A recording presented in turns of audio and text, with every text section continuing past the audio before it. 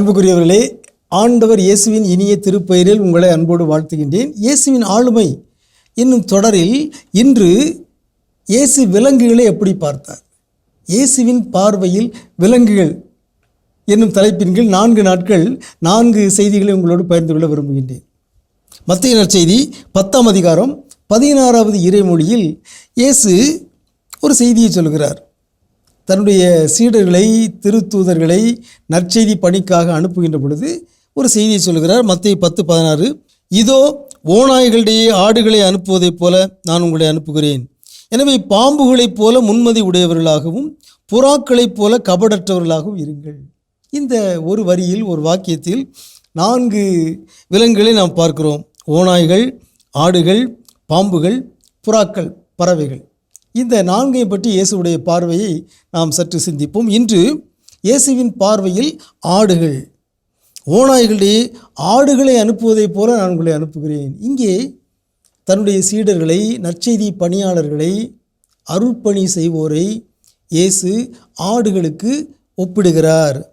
ஆடுகளை பற்றிய பொதுவான எண்ணம் என்ன? ஆடுகள் மாசற்றவை, எளியவை, வலிமையற்றவை. ஆடுகள் உணவுக்கும் பாதுகாப்புக்கும் ஆயனை சார்ந்தே வாழ்பவை. ஆகவே நீங்கள் ஆடுகளை அனுப்புவது போல நான் உங்களை அனுப்புகிறேன் என்றால், நான் உங்களை தனியே விட்டுறல, ஆயனாகி நான் உங்களோடு இருக்கிறேன்.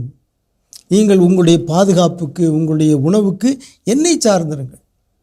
இயேசு கூறினார், உணவை பற்றி நீங்கள் கவலைப்பட வேண்டாம், உடையை பற்றி நீங்கள் கவலைப்பட வேண்டாம்.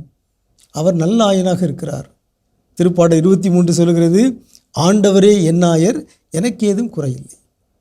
எனவே இயேசு தன்னுடைய சீடர்களை, தன்னுடைய நண்பர்களை, தன்னோடு வாழ்பவர்களை ஆடுகளுக்கு ஒப்பிடுகிறார்.